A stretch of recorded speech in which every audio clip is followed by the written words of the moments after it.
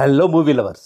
Varun Sandesh villain గా, Vijay Shankar, Apsara Rani hero హీరోయిన్లుగా, new director Suresh Lankapalli direction లో ఈ వారం థియేటర్స్ లో రిలీజ్ అయిన పీరియాడికల్ యాక్షన్ థ్రిల్లర్ రాచరికం.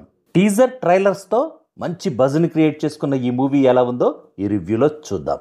1980లో జరిగిన కొన్ని ఇన్సిడెంట్స్ ని బేస్ చేసుకుని చేసిన ఈ మూవీ విలేజ్ బ్యాక్ డ్రాప్ లో చాలా న్యాచురల్ గా ఉంది. వ్యక్తిగత స్వార్థం కోసం విలేజ్ పాలిటిక్స్ లో రాణించాలనుకునే వివేక్ రెడ్డి, భార్గవి రెడ్డి అన్న చెల్లెళ్ళు. చెల్లేమో ఇంకో పార్టీ లీడర్ అయిన హీరో శివని లవ్ చేయడం, ఆ విషయం తన తండ్రి రాజారెడ్డితో పాటు మిగతా ఫ్యామిలీ మెంబర్స్ కూడా నచ్చకపోవడంతో అన్న వివేక్ రెడ్డి హీరో శివపై ప్రతీకారం కోసం ఎలాంటి పాలిటిక్స్ చేశాడనేదే ఈ movie basic story.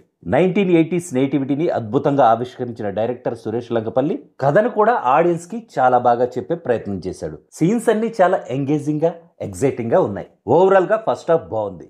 Second half కూడా ఫస్ట్ హాఫ్ అంత లేకపోయినా పర్లేదు.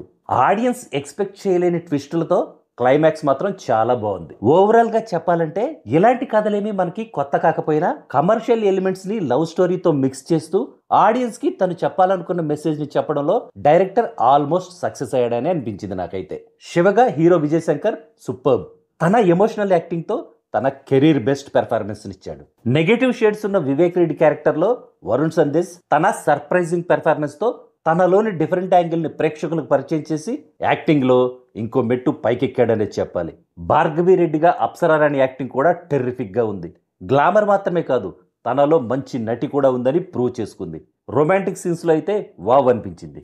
వీళ్లతో పాటు ఇంకో నెగిటివ్ రోల్ చేసిన విజయ్ రామరాజు కూడా తన ఇంప్రెసివ్ యాక్టింగ్ తో ఆకట్టుకున్నాడు. ఫైనల్ గా చెప్పాలంటే రామ్ చరణ్ రంగస్థలం మూవీ లాంటి విలేజ్ పొలిటికల్ యాక్షన్ థ్రిల్లర్స్ నచ్చే ఆడియన్స్ కి ఈ మూవీ నచ్చే ఛాన్స్ ఉంది.